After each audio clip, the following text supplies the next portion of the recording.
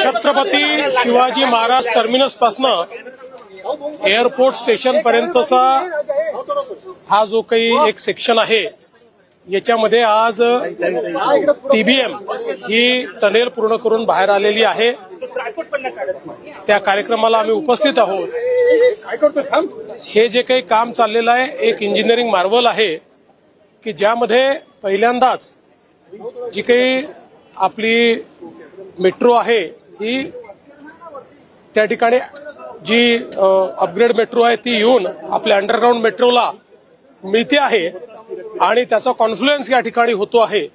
त्यामुळे elevated metro आणि underground मेट्रोचा कॉन्फ्लुएन्सचा हा एरिया आहे।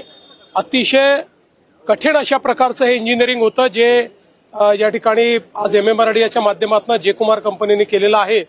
त्यामुळे तेच बघण्याकरता आणि त्याचा अनुभव घेण्याकरता आम्ही या ठिकाणी आलो होतो।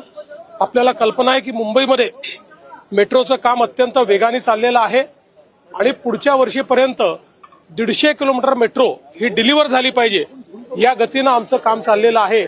मला विश्वास आहे की मुंबईकरांकरता ही मेट्रो एक नवीन लाईफलाईन म्हणून या ठिकाणी काम करेल।